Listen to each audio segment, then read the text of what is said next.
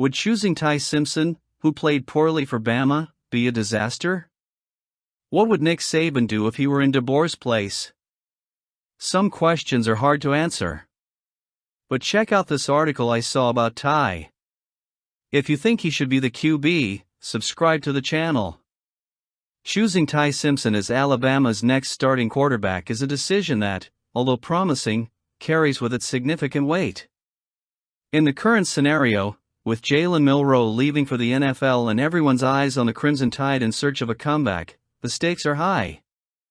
And by all indications, Kalen DeBoer seems inclined to trust Simpson to lead the offense.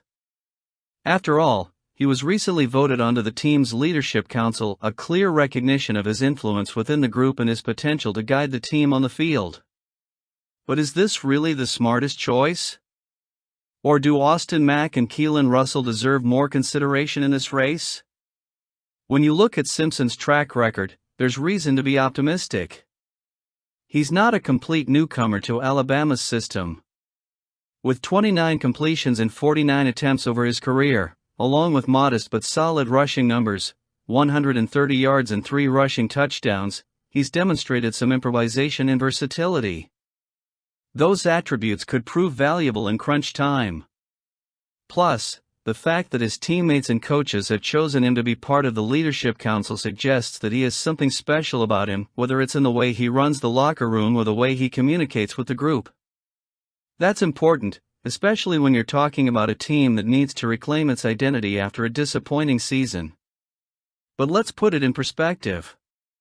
The 2024 campaign didn't just fall short of expectations, it was a direct hit to Alabama's pristine reputation. 9 wins and 4 losses, including humiliating setbacks to Vanderbilt and a middling Oklahoma, were enough to leave fans and analysts questioning the program's future. It was the first time since 2007, yes, Nick Saban's first season in Tuscaloosa, that the team finished with fewer than 10 wins. For a program accustomed to dominating the SEC and competing for national titles, that performance was alarming. Now, in 2025, the pressure is greater than ever. The offense needs to run like a Swiss watch, and the quarterback will be a key part of that process. Is Ty Simpson, with little starting experience, ready to take on that responsibility? Austin Mack and Keelan Russell are still in the running, and it would be unwise to ignore their strengths. Mack, for example, could bring a different mentality to the offense, perhaps more aggressive or creative, depending on which style best fits DeBoer's scheme. Russell, on the other hand, could be a more technical bet, with fewer mistakes and more accurate passing. When comparing these two to Simpson, it's clear that the decision won't be easy. While Simpson brings leadership and familiarity with the system, Mack and Russell offer alternatives that could be equally valid depending on the strategic approach the coach takes. However, the most important factor in this equation is the leadership factor. A quarterback is not just a player, he is the heart of the team, especially in a program with the tradition of Alabama. If Simpson was chosen for the leadership council, it's because his teammates see him as someone they can trust. That's undeniable. But confidence in the locker room doesn't necessarily translate into success on the field. Simpson will have to prove that he can evolve quickly, adjusting to the demands of a prominent role in one of the most scrutinized programs in the country. The big challenge for Kalen DeBoer will be precisely ensuring that Simpson is prepared to lead the offense. This isn't Michael Penix Jr., who was already a seasoned veteran when he took over at Washington. Simpson is still shaping his style of play and his competitive mindset. He will need constant support, both technically and emotionally. This means that DeBoer and his coaching staff will need to invest time and energy in polishing him, helping him make quick and effective decisions under pressure. If Simpson is confirmed as the starter, he will have the difficult task of redeeming Alabama's image. The 2025 season will be crucial to reaffirming the program's status as one of the best in the country. The 2024 losses cannot be repeated, and much of that will depend on the performance of Simpson's offense. He will have to demonstrate maturity and consistency, two traits that do not always come naturally to young quarterbacks. On the other hand, if DeBoer decides to give Mack or Russell a chance, is the risk less?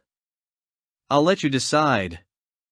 Alabama's decision to forego a traditional 2025 A-Day game under Kalen DeBoer reflects a strategic shift that goes beyond simple injury concerns or fears of exposing players to transfer portal scrutiny. While other schools have cited these factors as reasons for canceling their spring games, DeBoer appears to have a broader, more practical view of the matter. He's less concerned about exposing players and more focused on maximizing development time within a controlled environment, something he believes benefits both players and fans. DeBoer explained that by moving away from the traditional scrimmage format, the program can focus on delivering a complete and productive workout without the constraints of a simulated game.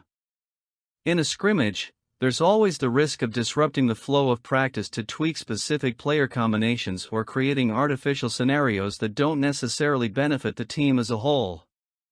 Instead, the April 11th practice will allow each group to get the exact reps they need without compromising quality or continuity. This is especially important considering that Alabama is in a crucial rebuilding period after a disappointing 2024 season.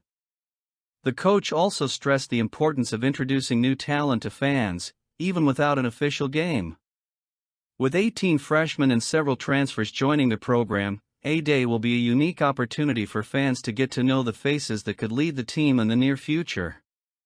For many of these young athletes, walking into Bryant-Denny Stadium for the first time in front of thousands of fans will be a transformative experience. As DeBoer mentioned, some players have clearly been impressed during previous events, with wide eyes and expressions of amazement. This early connection with the audience could go a long way toward shaping these athletes' competitive mindsets. But will this approach truly satisfy fans?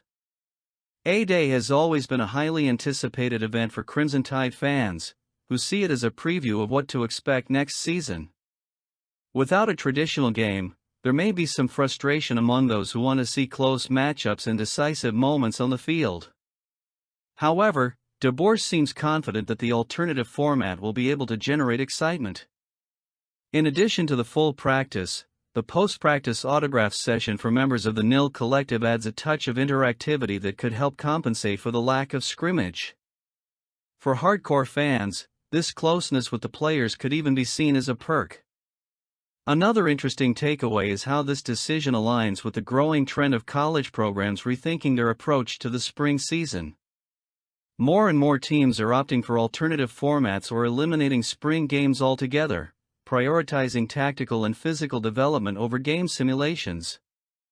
This reflects a deeper understanding that the primary purpose of this phase of the sports calendar is not to entertain fans, but to prepare the roster for the challenges ahead. In Alabama's specific case, this choice makes even more sense given the program's current situation. After a season marked by unexpected losses and subpar performance, the focus needs to be on reclaiming the team's identity. This means ensuring that each player is at their best before the regular season begins. A scrimmage can be fun, but it's not necessarily effective in this process. A controlled practice, on the other hand, allows DeBoer and his staff to work on specific areas of the game, such as the chemistry between Simpson and his receivers or the consistency of the offensive line, without the risk of distractions or unexpected events. DeBoer made it clear that the event is a valuable opportunity to connect the team with the fans and show progress. While the lack of a game may be a bit disappointing at first, in the long run, this decision could prove to be the right one. If Alabama can emerge from A-Day with a more cohesive and well-prepared group, positive results could be seen as early as the first few games of the 2025 season. So, what do you think of this idea? I look forward to hearing from you.